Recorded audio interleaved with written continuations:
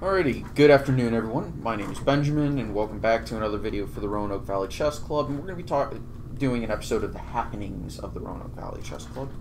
I'm going to talk about the Sveshnikov Sicilian, and specifically a variation where I do something a little bit crazy, because as far as I can tell, I'm the only person who plays this or even is regularly playing this.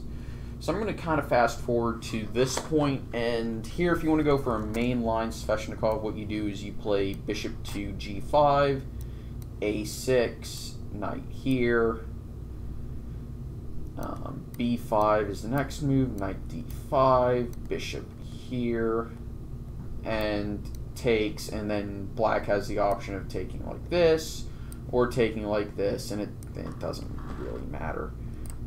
Anyway, I'm going to delete that variation because guess what? It doesn't matter because that's not the variation we're going to be talking about. I, on the other hand, tend to play knight d5. At least nowadays I do. I used to play the mainline Sveshnikov. But then I had a crazy idea in a blitz game OTB because I knew that this existed and you had to take, and after this, knight b8, bishop e3, and after this, and this is all so far, I'd say arguably mainline. c4, a4 can both be played here. I thought, well, what is one of the big ideas for black in the Sveshnikov, especially the mainline Sveshnikovs, and it's to play f5. And it's certainly an idea here as you're going to gain space on the king side. You may be able to play f4, shut this bishop out, kick some pieces around. You may even be able to play this kind of King's Indian-esque, where you're getting all your pieces. White's play is going to be on the queen side, your play is going to be on the king side. So logically, white should be trying to maybe stop counterplay, because your play on the queen side isn't really going to be taken away. Not without some serious effort. So I thought about it, and without a knight on f6, you can actually slow down black's ability to play f5 by playing the move g4. Now, most of the time this is the move that's chosen, in my experience playing this line so far, and typically actually we get a6, knight c3 gets played first. I prefer knight c3 because guess what? While I could play on the queen side, all of a sudden, I've got kingside play, so this knight is going to go to e4 instead, eventually, in this line. And there's a bunch of moves here. This is kind of the tabia position where black has a lot of options and can really choose a flavor of the game. And there's no real main line in my experience, at least not yet. Bishop g5 I've had played a few times against me. And you play bishop takes g5, queen takes, knight e4, and queen e7 is the proper move, though I have had somebody play g4. I played knight here, king e7, knight takes c8, queen there, queen d2, f6 got played, bishop g2, rook d8, and yeah. I thought, I think this is just I wouldn't say a 100% better, but I prefer white here, for sure. If we go back, so I don't really think queen takes g4 is a viable line.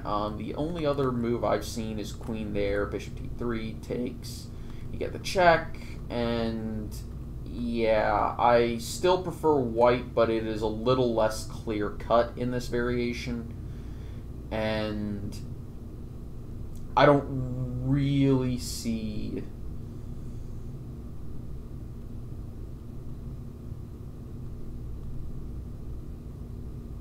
I don't really see any true chances to win for either color, so that's kind of where I'm sitting on this. And after queen e7, we develop our pieces, and again, this game is, this is some deep analysis. We Rusty and I let Stockfish, or Fritz, one of the engines, basically play itself for a long time, and this is what the engine came up with for best play, some 40 moves deep. So this is an engine v engine game, and yeah, talk about a game that just does not make any sense. And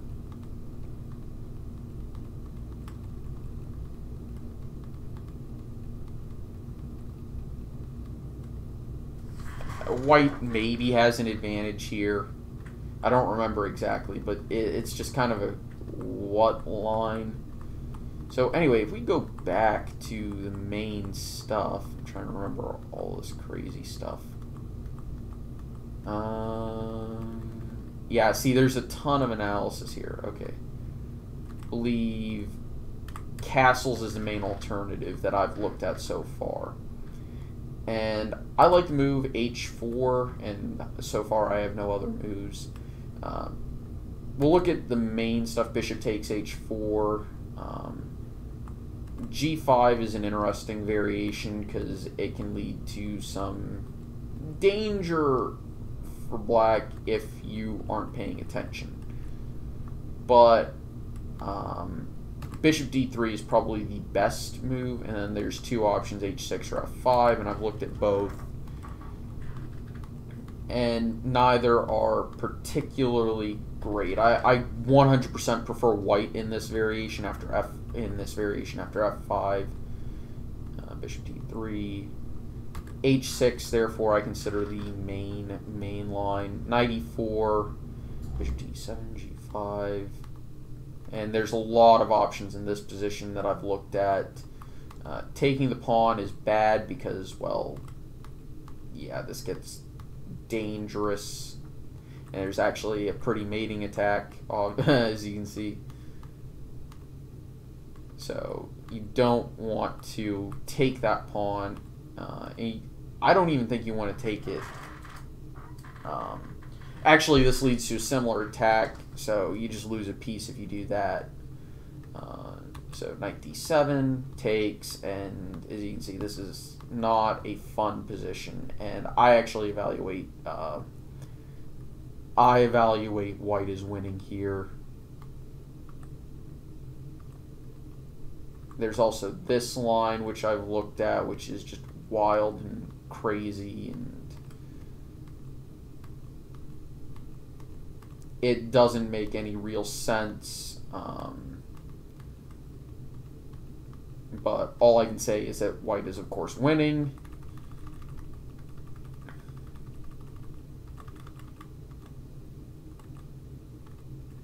And there's apparently this variation as well.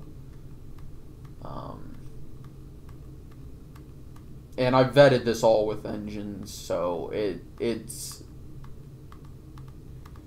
perfectly playable. That said, it's a sample of what can happen and why some of these moves are blunders.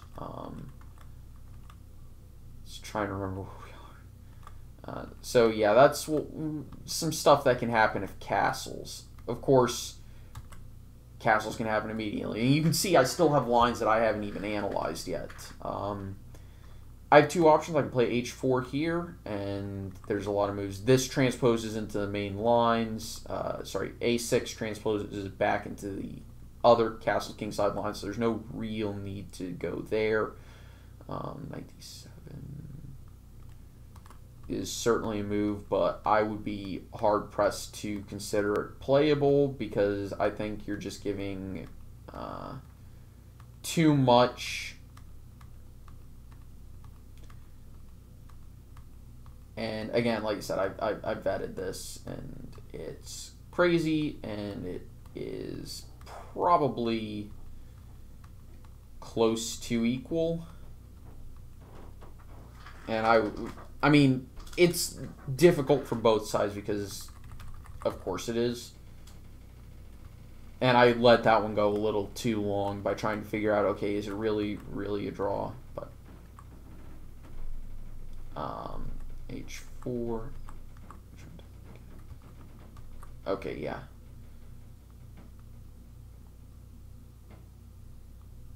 And as you can see, I haven't really analyzed rook g1, but I have considered it as a possibility. I looked at knight d7. Again, like I said, a6 transposes.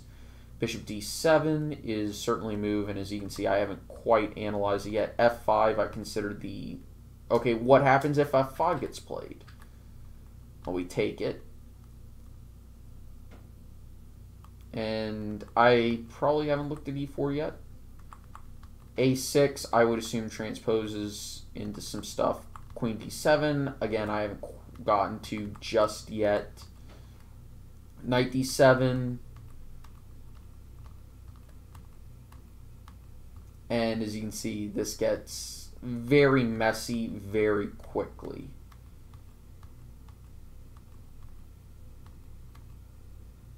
And yeah, there's still a lot of analysis that I have to do, and there's quite a few stuff that I've analyzed a little bit too far because we're probably never going to get into it.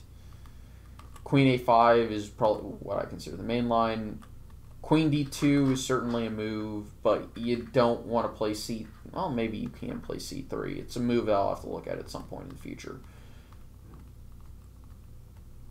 But this is also a line that probably leads to a draw. But basically the idea is that this g4 move is it's unique, and the idea is that we're just trying to stop black's counterplay.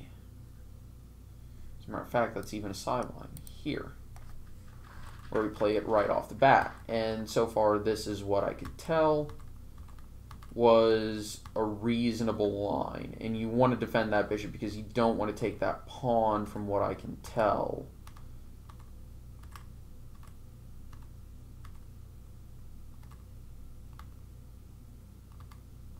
And as you can see, this gets crazy. And yeah.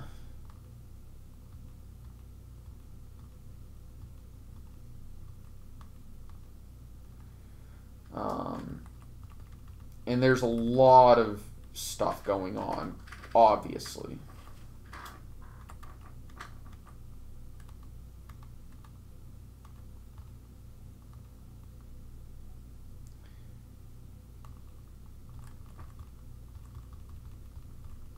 So, you know, probably a draw.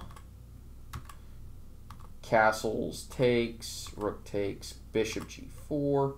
And this was the end of the variation that I looked at because, oopsies, there's a rook hanging. Though, maybe you can pick up a tempo like this as an attempt, but it doesn't quite work because of check. And the king doesn't really matter where. I'm just going to put it there because it appears it might actually be somewhat safe there. Though maybe I'd consider taking with the queen instead. You know, just this kind of emphasis that I can take this knight now. So the queen probably should take, and yeah, I've won a rook basically. So you can't. This is basically where I stopped analyzing the line, because at the end of the day, you're losing material if you have black pieces. So, and I believe we already looked at queen takes. Yeah, we looked at queen takes and how that line worked out. So I did look at what if he actually does play, and I'm sure there are other moves after g4, but you know, I've done a lot of work on this, and there's some stuff that I probably analyzed, you know, other moves that I've probably looked at that I forget exactly what I looked at. But as you can tell, this is the type of games I like to play, is where it's a very unique position and it gets very messy very quickly. And I am going to assume this is why a lot of the other guys at the club are starting to why the other guys at the chess club are starting to try and avoid my prep, because I've done my prep. I've done my homework, so to speak. Anyway, I want to thank everyone for watching. I hope you enjoyed. I'll see y'all next time. Take it easy, and bye-bye.